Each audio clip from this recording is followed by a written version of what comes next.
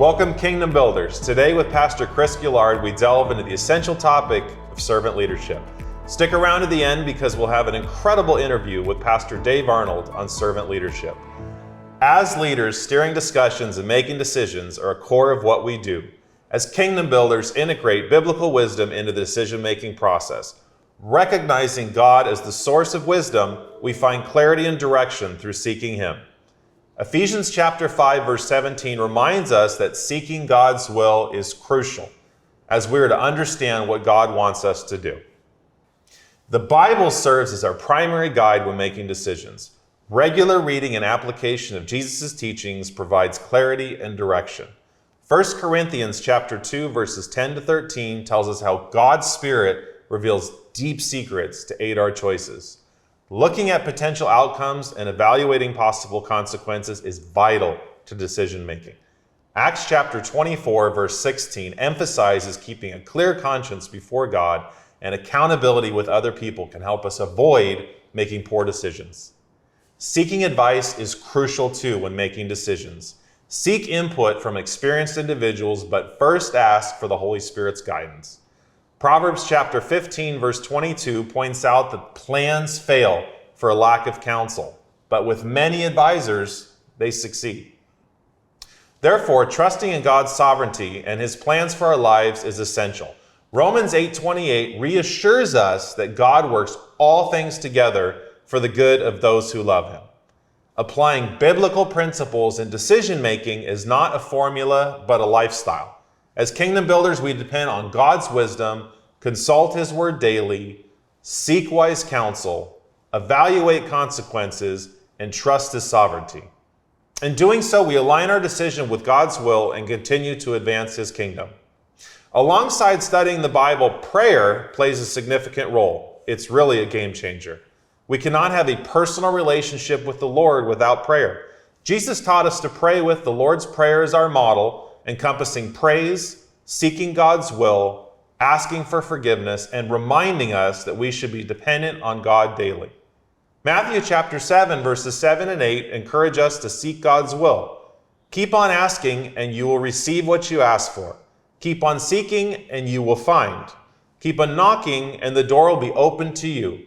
For everyone who asks receives. Everyone who seeks finds. And to everyone who knocks, the door will be opened.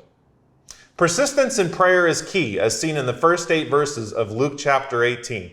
Jesus teaches us always to pray and to never give up, trusting that God will grant justice to His people. Now let's hear from Pastor Chris about the traits of Christian leadership and what it means to be a servant leader. Chris? Thanks, Ryan. True kingdom builder leadership is deeply rooted in selfless dedication to God's glory and the construction of His kingdom on earth. There's no better example of this than Jesus Himself, so I'd like to use a direct quote from Jesus on leadership as instruction for this topic.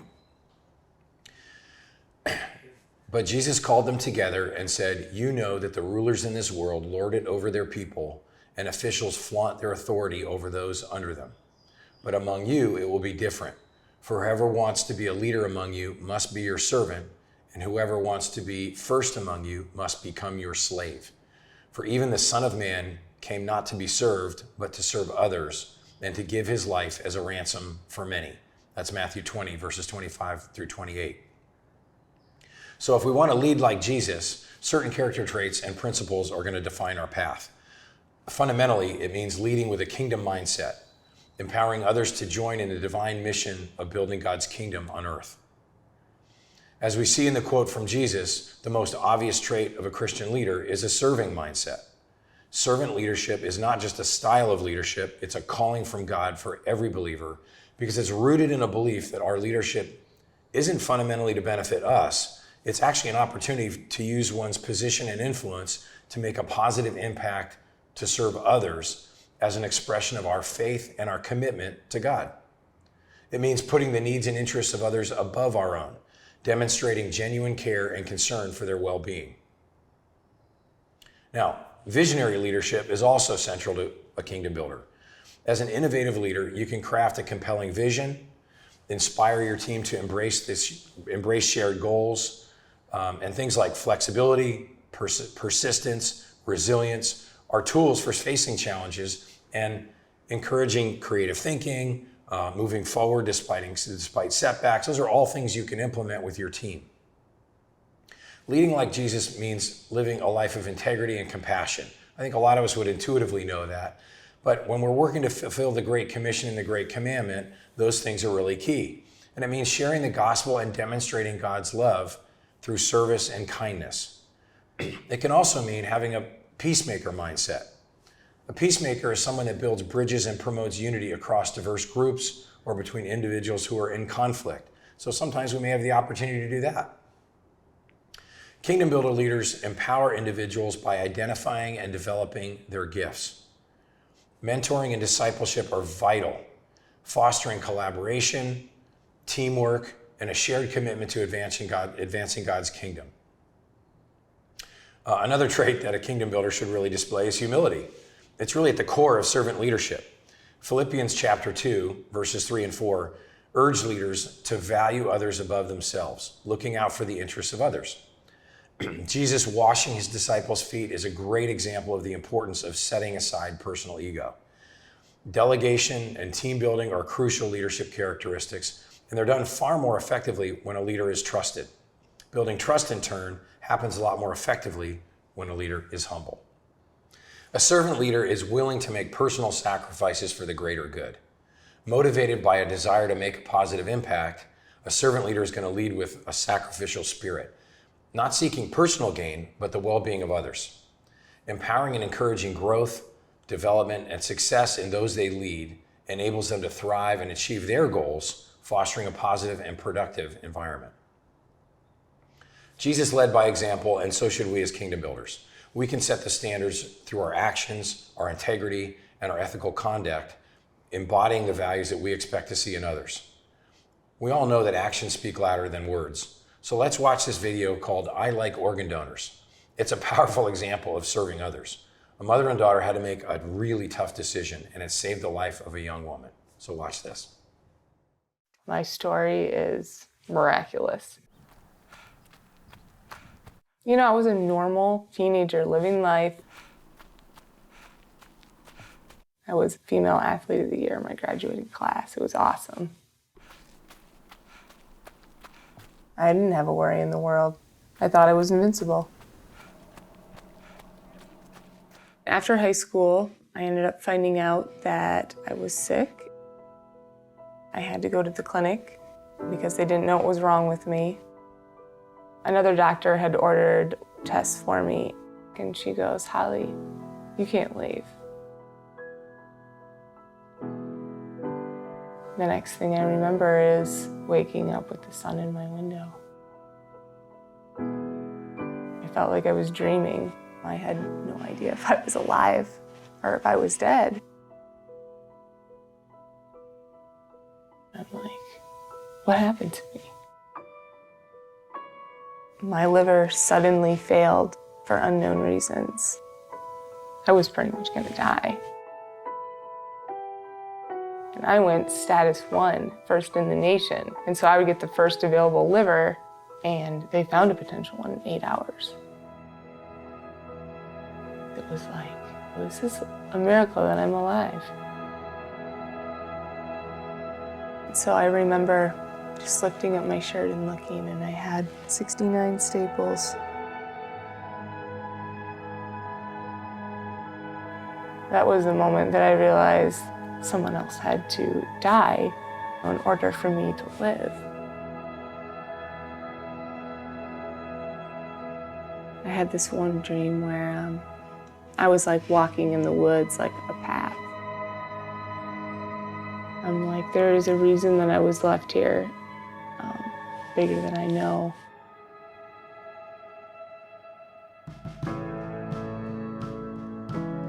I took a break from college, to recover.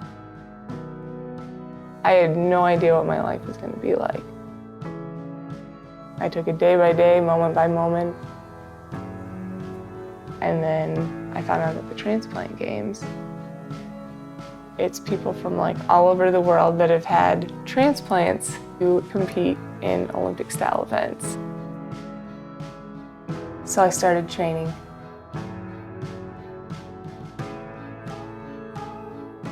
Organ donation saved my life. And so when I went to the transplant games, I was like, how do I thank somebody for this life that I've been given again?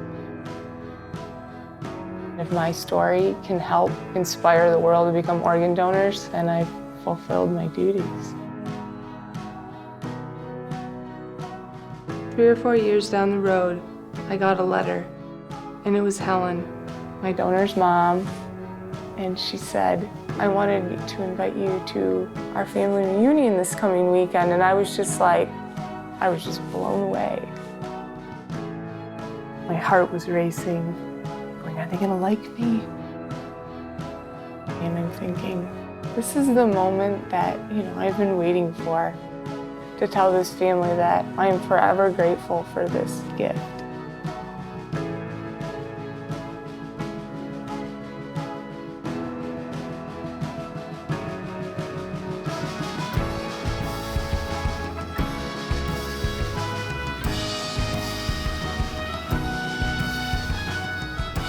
Helen introduced me to my donor's daughter. I took my first gold medal that I won at the transplant games. She goes, you know what? This medal will mean more to Katie than to anybody. In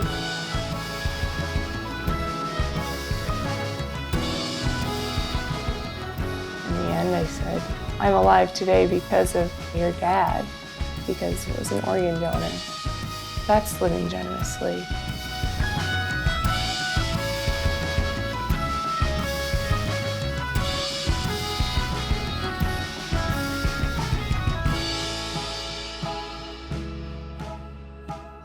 A true story. Holly continued to win 18 medals.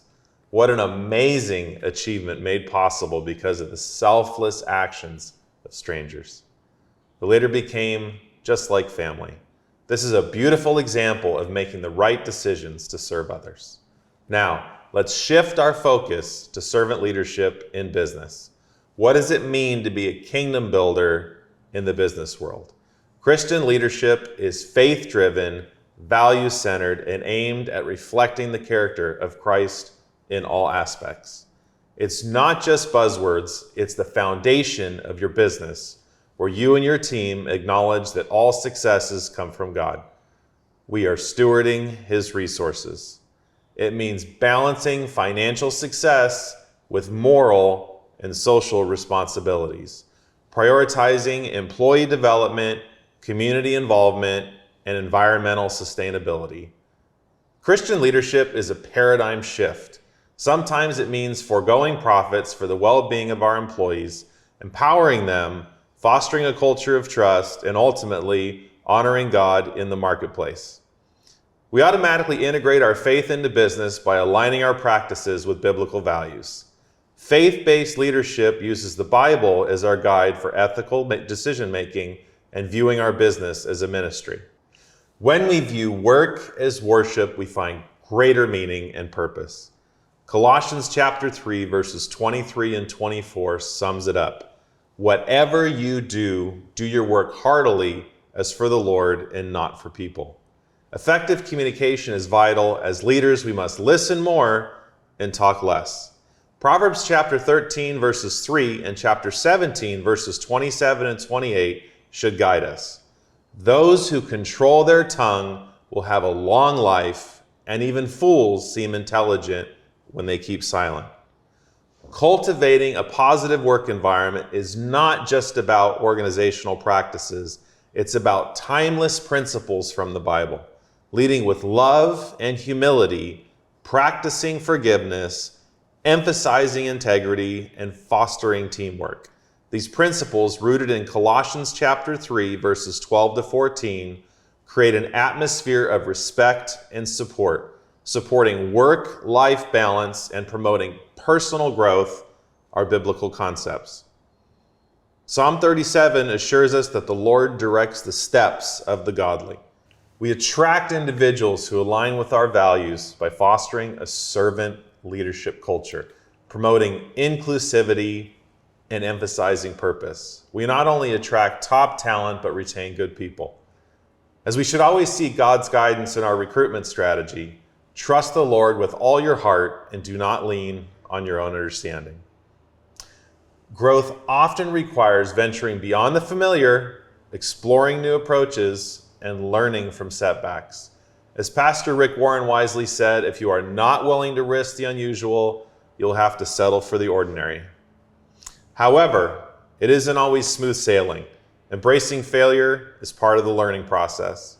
We grow from our mistakes, so don't give up. Our philosophy on failure as kingdom builders is one of embracing prudent risk-taking and invaluable learning opportunities that accompany it. As a business person, making a profit is essential. But how do you balance making money with your faith? Well, let's ask Pastor Chris. Can you explain the differences between profit-driven businesses and purpose-driven businesses? Chris? Yeah, I'd love to.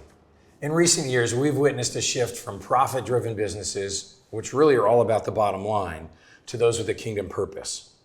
And a kingdom builder business goes beyond profits and makes a commitment to advancing God's kingdom, aligning its mission, values, and operations with its greater sense of purpose, transcending mere profitability. The core principles of a purpose-driven business revolve around worship, ministry, evangelism, fellowship, and discipleship. The same 5 purposes we've discussed earlier. It's about putting God first, serving others, impacting positively the whole society around us and our communities. It's about communicating values.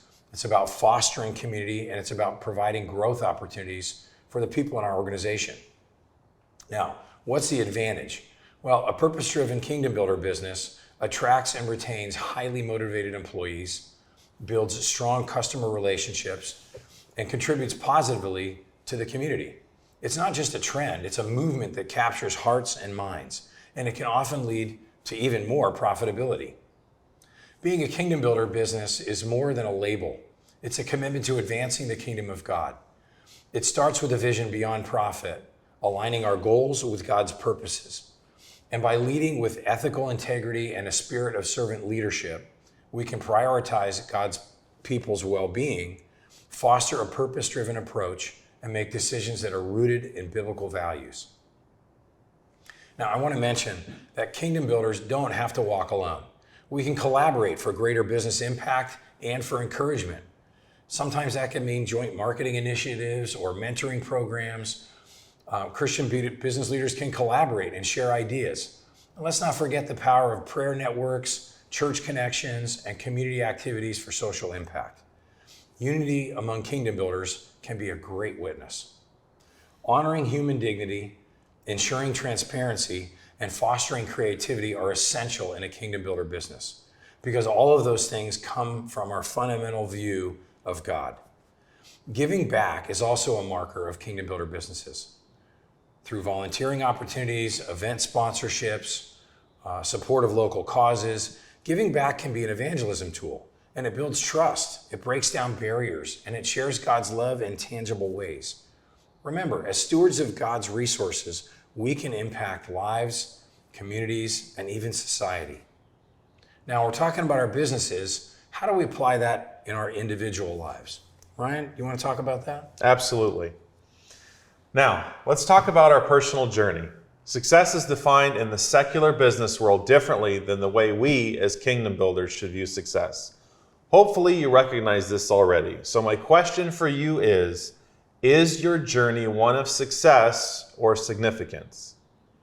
The journey of significance is a deeply personal one, marked by a shift from accomplishing personal success to leaving a lasting, eternal impact. In my early 20s, I achieved success in various areas, from managing a tax practice to running a thriving startup. Financial projections were promising, but I questioned the purpose of pursuing greater success. Something was missing. There's this expression, it's lonely at the top, and this loneliness at the top was real, leading me to reflect on the meaning of true significance. Transitioning to a life of significance involves practical steps to live a life marked by purpose, impact, and eternal value.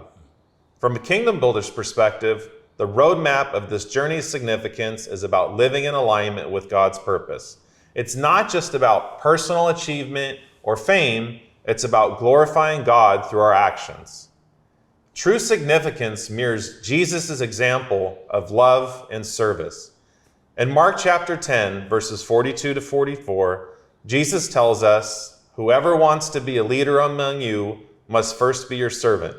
It's about using your gifts to make a positive difference. Embrace a servant leader's heart, measuring success by your impact on others. The joy of giving is one of the keys to true significance, and generosity goes beyond financial aspects. It's about sharing our time, resources, and talents. And remember the words of the Lord Jesus, "It is more blessed to give than to receive." Significance is more than success. It's about actions with lasting impact in light of eternity. It's shifting our perspective from temporary success to eternal impact, discerning how our unique skills, experiences, and resources can further God's purposes. And when we collaborate with like-minded individuals and organizations, we can maximize your collective impact on God's kingdom.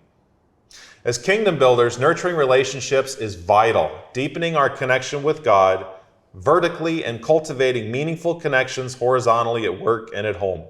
After all, Jesus instructed us to love the Lord your God with all your soul, mind, and strength, and to love your neighbor as yourself. We can also invest in the next generation, passing on the baton of faith for a life of significance. We can align every aspect of our life with God's truth. We can walk in integrity, cultivating a reputation of trustworthiness that reflects the character of Christ. John chapter 16, verse 13 ensures us that we are not on our own. But when He, the Spirit of truth, comes, He will guide you into all truth. These practical steps for a transformative journey are a general framework. Your unique journey may vary. Reflect on your definition of success. Identify your values, clarify your vision, evaluate your current situation, set goals, seek guidance, take intentional action, and stay committed. Now let's ask Pastor Chris what advice he can give kingdom builders on their journey of significance and living a purpose-driven life and business. Chris? Yeah, thanks, Ryan. Like you, Ryan, I found my success in business early in life. And my career in the financial world brought my wife, Jen, and me out to California from the East Coast when we were in our late 20s. And we plugged immediately into Saddleback Church and found community right away. As part of my spiritual journey, I wanted to give back. So I started financial ministries to help people understand biblical stewardship and learn how to be financially healthy. It was God's way of growing me, and it was an exciting time. And because these ministries started to make an impact on our church community, our executive pastor asked me to come on staff full time to lead and expand those financial ministries. Now, this meant a massive cut in income, and Jen and I knew it was going to be difficult, but we were clear that this is where God was leading us. And this brings me to my point. I had to come to a place in my walk with the Lord that I was telling Him that I would do whatever He wanted me to do with my life, including my family, my career, my possessions, anything. In my case, that meant leaving a successful career and going into full-time ministry. Now, God doesn't ask most people to do that, but we don't really know what He wants until we completely surrender to Him. And I think that's because He wants us to be fully committed to His path before He actually is going to reveal it to us. So my advice is this: if you want to live a life of significance and impact and generosity, you have to start by waking up each morning and telling God, Lord, my answer to you today is yes. Whatever you're asking me to do today, I'm saying yes before you even ask me the question. And then see what God does. The most significant people I have ever met are significant because they're surrendered to the living God. And He uses them in fantastic ways. Ryan? Thanks, Pastor Chris. Appreciate those valuable insights. As kingdom builders, our journey of significance is a lifelong pursuit. Remember, it's not just about the destination, but the impact we make along the way. As promised, we'll be interviewing Pastor Dave Arnold, who came from a finance background and transitioned into ministry. Welcome, Pastor Dave. Thank you. Tell us about your business background and your journey of leadership from a finance career into full-time ministry. Thanks, Ryan. Thanks for letting me be here. My background after business school was manufacturing medical devices, and had a fun ride through that where we started up a company and took it public. Then I got into mergers and acquisitions, and we did quite a few strategies with a roll-up and took another one into a merger with a public company, and just had a lot of fun in my career and just enjoyed every bit of it. But there was a moment where I felt like I was called into ministry that was, to me, very unique. I had always been a supporter of kingdom work, supported ministries and missions and pastors and the church and tithed. But there was this moment where Pastor Rick Warren, who was our senior pastor, was speaking about something he called the peace plan. And it just grabbed my heart, the idea of being able to do something personally that would be more directly involved in reaching the world for Christ. And I went into the board of directors and explained to them that today was my last day, and they explained to me that I was probably just going through some kind of midlife crisis and that I should do what all the other guys do, get a new car, get a girlfriend, whatever it is that you need to do at that point in time. But I said, no, this is serious, this is real. And been in ministry ever since. It's been a fun journey. Well, it's definitely a way to step out in faith. In hindsight, maybe a little bit more than I realized at the time, yeah. Well, I know in the book we do delve into the concept of testing impressions. So You do. it was quite clear to you that this is what you needed to do. It was evident. I don't know if I'd say clear. Not clear, but evident. Clear, but yeah, Fair enough. yeah. So what does servant leadership mean to you, or that whole concept? I mean, I know we delve into the book, but that I would say that's something that we hear as buzzwords maybe in the last 10 years or so, and maybe not something that was prevalent or as defined when you were in your career. Right. So were you able to model that, and kind of what was your journey of, being responsible for a division or a merger and kind of stewarding this different culture of a different company and combining those together? So, I mean, what did that look like for you? Well, it's interesting you say that, because at the time, management theories and things were always interesting. Was the theory A, theory B, were people naturally motivated or naturally demotivated? And you had to either motivate them or you had to direct them and guide them. And there was a lot of that going around back in the 70s and 80s. And so servant leadership wasn't a word that was used much. But something I learned in my business career was that even though people think that they're being paid a lot of money or they're employed by a company, at the core, they are making a choice every day to come to work, to bring whatever they have, and have a commitment to the work. So I felt like I had to lead by creating an environment that was as conducive to their success as possible. In hindsight now, I was treating them as a servant leader in my way of basically building an environment that was conducive for them, that was giving them the tools and things that they needed, the encouragement and the support. When I got into ministry, that term was used a lot more, and I didn't have to shift my personality, my approach to things very much. In ministry, we used mostly volunteers, and the way of treating a volunteer was really the way I treated a C-level employee. They didn't have to come here. They didn't have to work for our brand or our company or be part of our goal. So sharing the vision and leading them that way. And I think I was always the guy that would be the first guy in, the last guy out, and they knew I would carry my load, and I wasn't ever taking credit for something someone else did. I've always enjoyed the adage that it's amazing what can get done if nobody takes the credit for it. And I think in ministry, you've got to be very careful, as you should in business, that you lead by sharing that, by rewarding the people both with encouragement or with acknowledgement and recognition.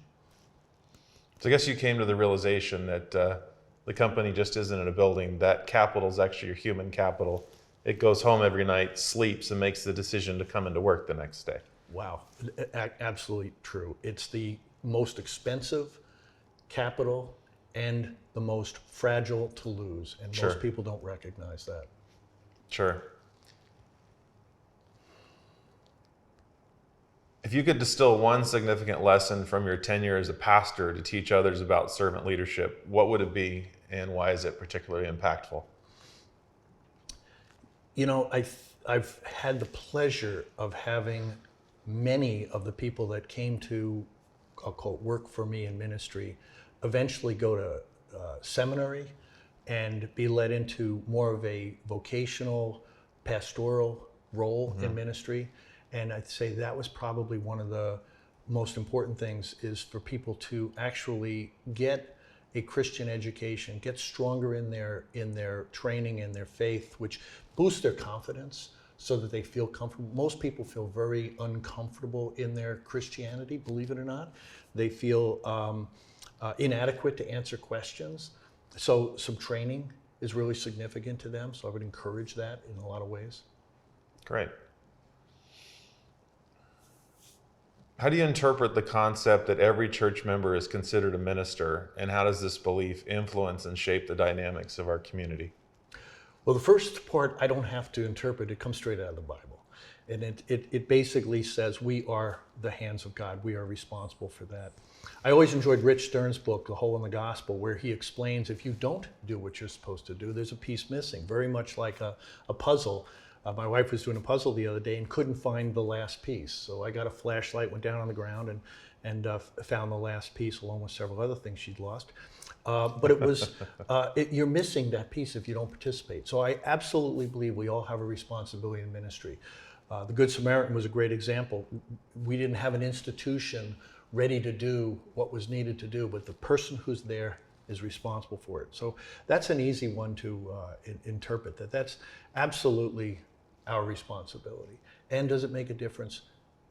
Clearly, every single day you can see. Well, I always find it's very interesting. You know, we say there's room for everybody in the body of Christ, and you know, when you look at a physical body, you know, certain things we don't see as important, but we can't really live without them. You know, having no fingers makes life complicated. Having no foot makes life complicated.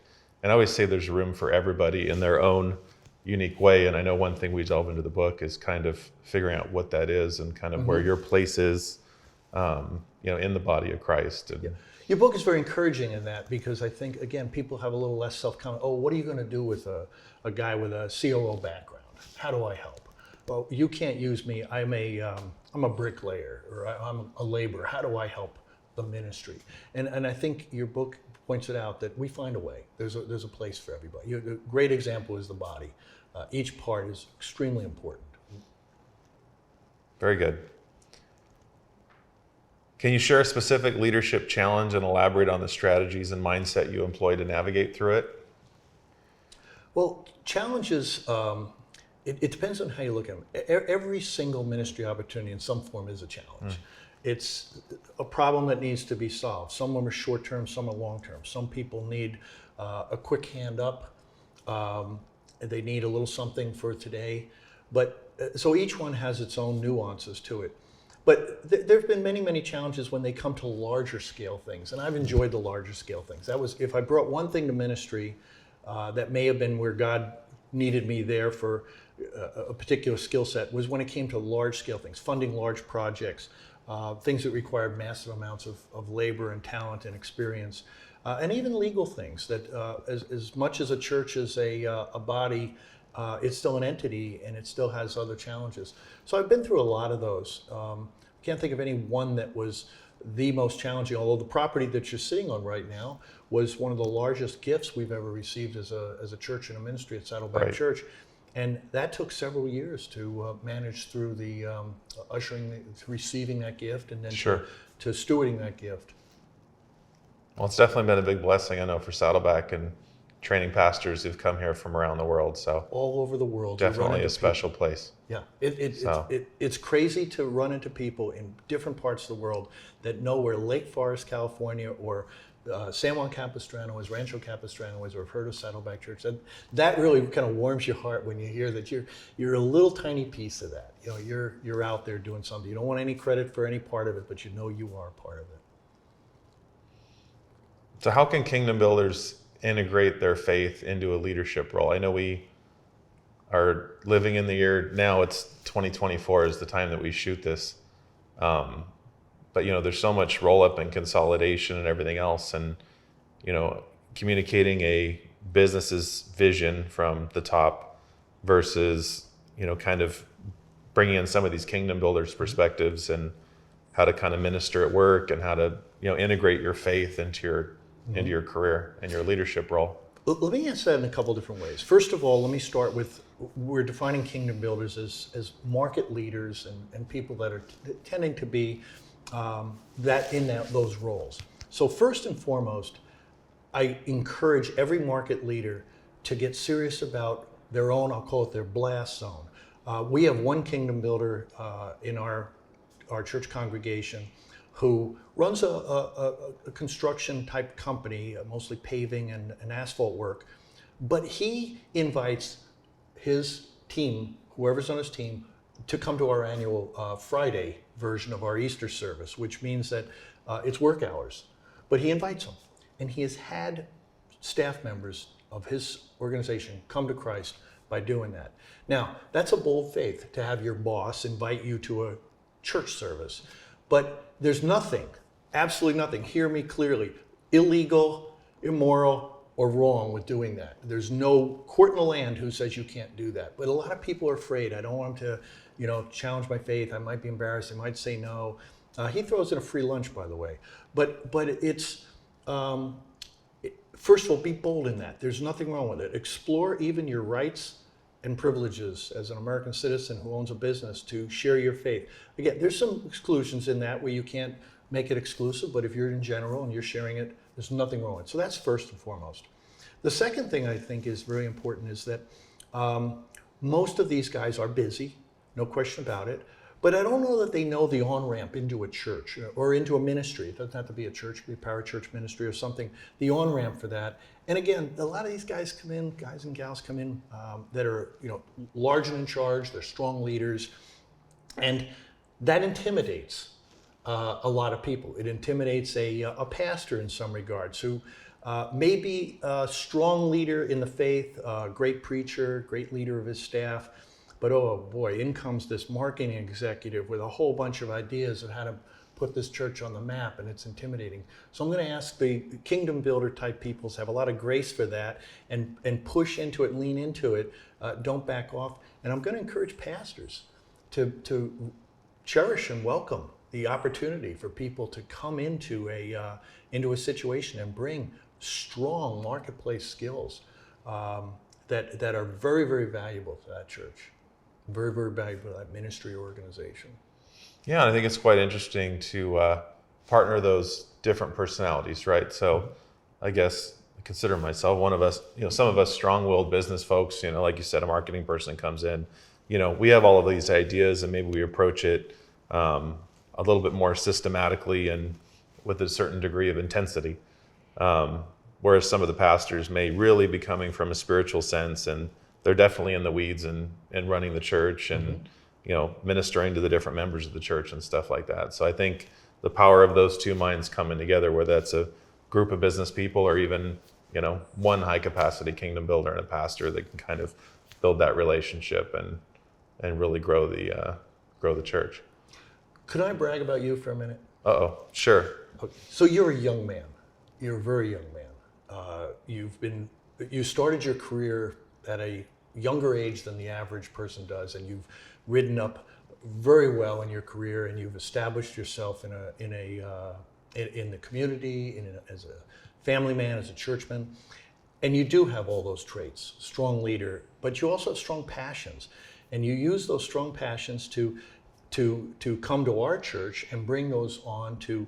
You've personally supported me in many, many ways. And some of our staff members in ways through your business skills and through your basically what you know about taxes and the IRS and financial things. And that's been a tremendous value. But you've also got a passion for reaching the lost, and you've got a passion for helping people with generous giving, and you've been forthcoming in that and put yourself out there, not to just say somebody ought to, but I will. And you've been that guy. And even writing your book and even doing these things are coming out of your passion. And so as a pastor and as a friend and as a minister, seeing you flourish in that is warming to my heart. But it is, you've pursued that against obstacles. Nobody put out a red carpet for you to come walking across. There's a lot of obstacles for that, out of your pocket costs. Time you could be doing something different with. But your strength and your faith have driven you to do that. And I think God puts a book in people, and God puts a message in people, and He's done that with you, both in your passions and your life message. And so I'm thrilled. I enjoyed reading every word of your book because it was so clear that it was from your heart. But as a young man, you did something that's brilliant. You learned from a lot of older people, and you collected that wisdom and codified it to share with others. And I encourage old and young to read something like that, because they will learn quicker. Learn by other people's mistakes is the best and cheapest way to learn. But you put it all together in a very concise, almost a reference manual. You can go back and look at chapters again. So I really want to brag on you a little bit about that, because you are the example of a kingdom builder in my world, exactly what you just asked. Well, I do appreciate that.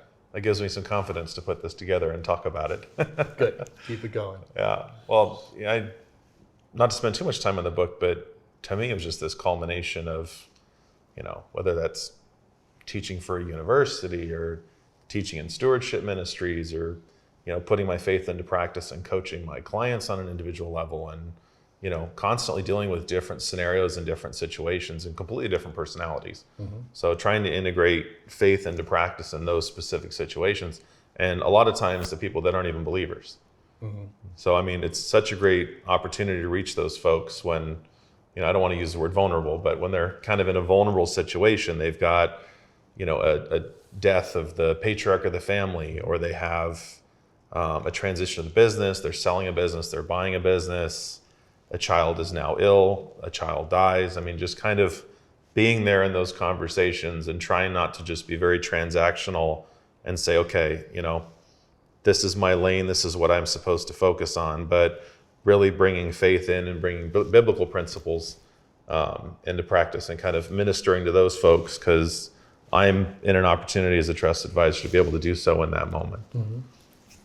So speaking of integrating faith, and I know prayer is a big part to me too. So what role do you think prayer should be, or what role do you think prayer is in the decision-making process in business? Mm-hmm. Great question. I think prayer is one of the most underutilized weapons that we have in business, most underutilized weapons we have as an individual. I don't know where I'd be without prayer. Prayer is my connection to God every morning. Prayer is my connection to the people that I care about every single day. When I tell people I'm praying for them or praying about them, I mean it. I literally do that. And I absolutely positively believe prayers are answered. Prayer brings me a comfort and a peace and a time where I can calm myself and focus on those things. And I have direct access to God the Father, and why would I not want to bring Him into the decisions?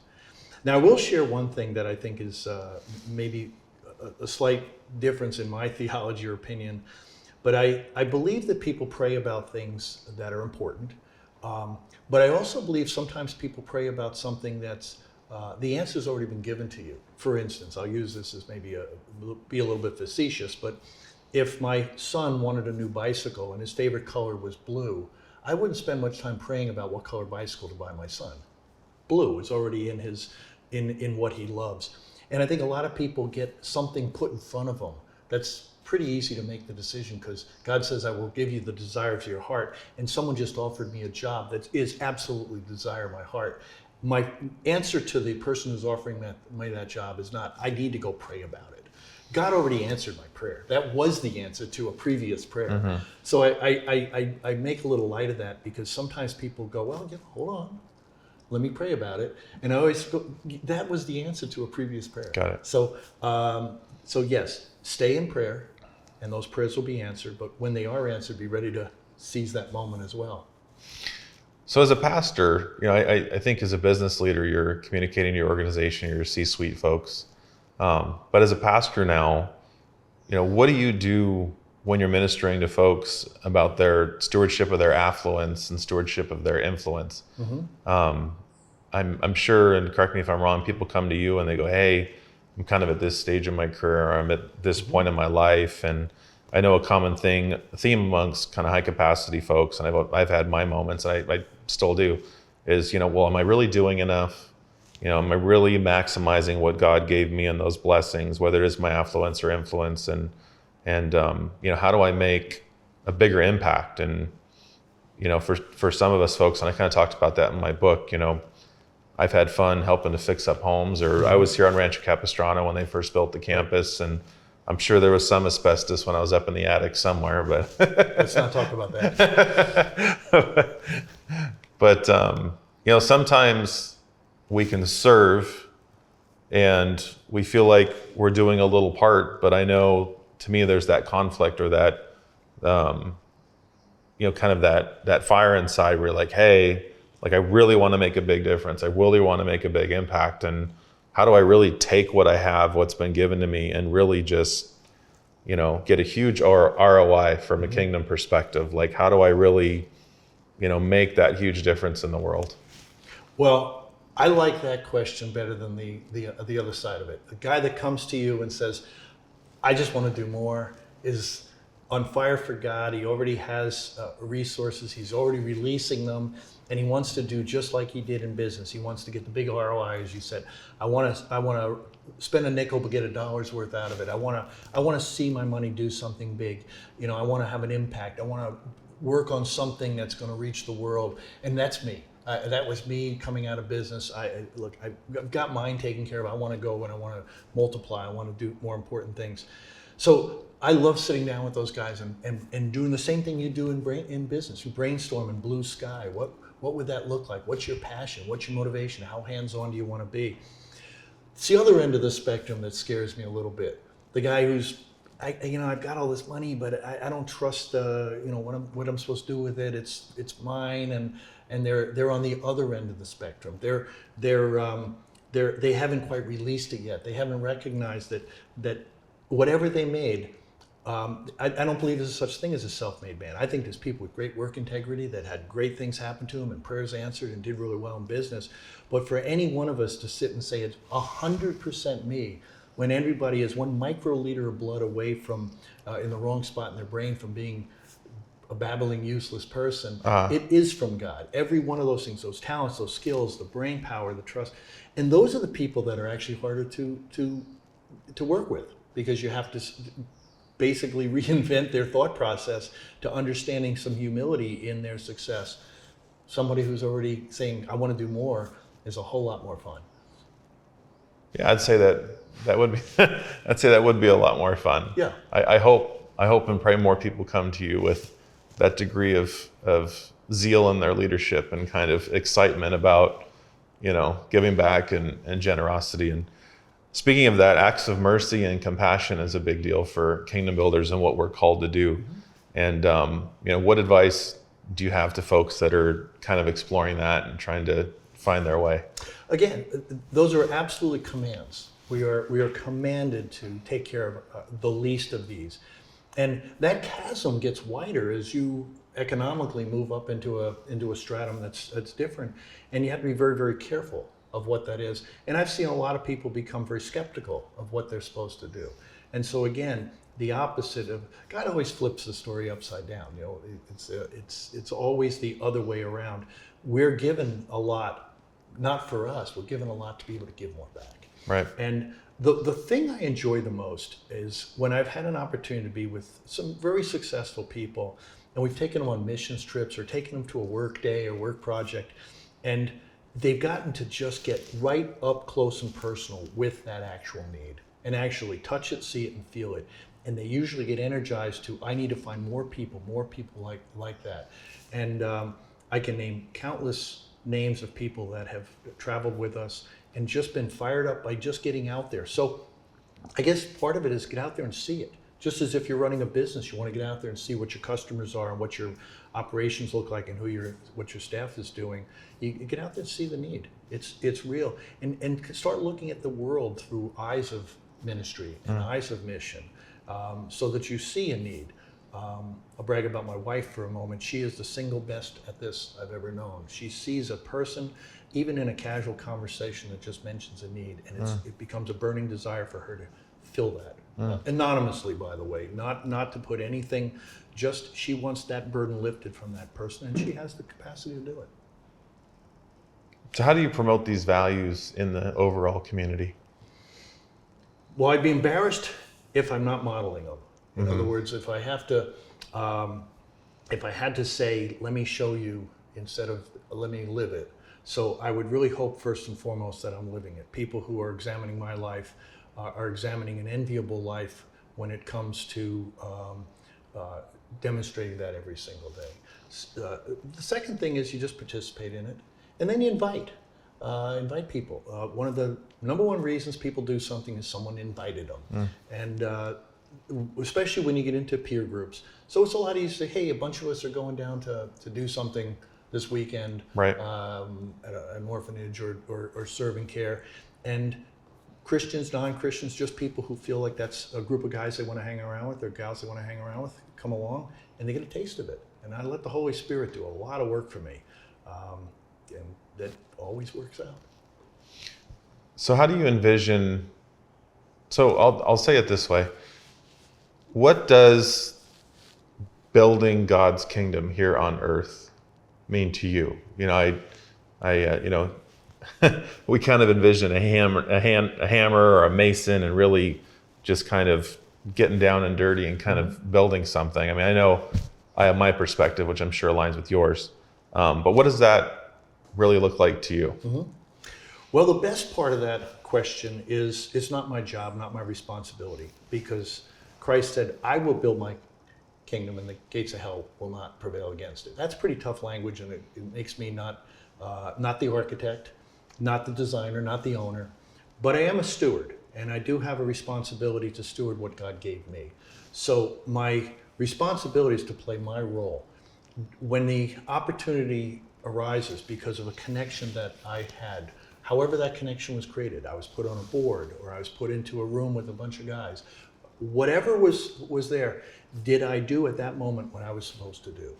And that's my role in building the kingdom, continuing to do that. Again, not withholding something that I have, but sharing it and putting it out there. And then God will do the rest. The Holy Spirit takes over, and it's His job to build it. What do you think the primary challenges and opportunities there are for kingdom builders?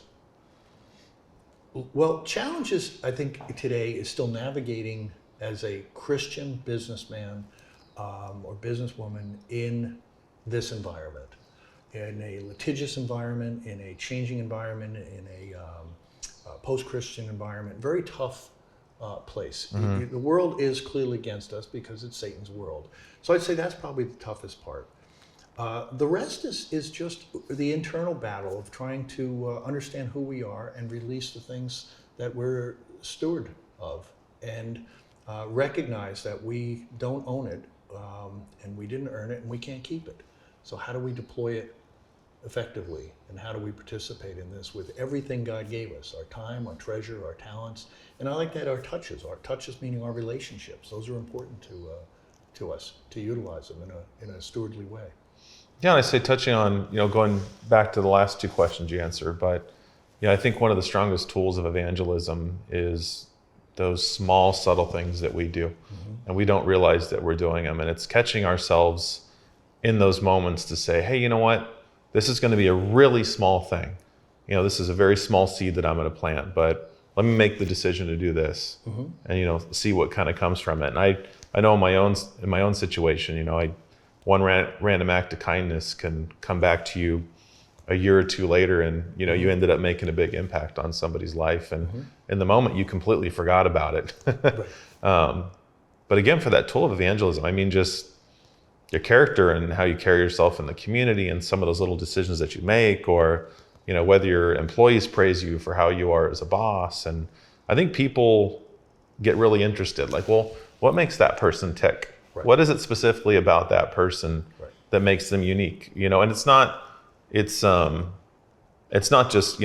the acquisition of things or even a growing business, but, what is it about that person as a leader that draws people to them? Whether that's customers, whether that's employees, how can I maybe learn from that person or emulate that person? What are those characteristics? Like, why are they able to accomplish what they're able to accomplish? And I think if you have somebody who's pretty high capacity and they're a servant leader and doing things from a biblical perspective, I think that spirit draws them in. So it's even not so much to even be so outward, and communicate these things, but just those subtleties, I think, just bring people in. I agree. Contagious. So as we conclude, do you have any final thoughts or words or encouragement for kingdom builders to embody the principles of servant leadership? Yeah, I think the one thing that we didn't talk about and is you should not try and do things alone.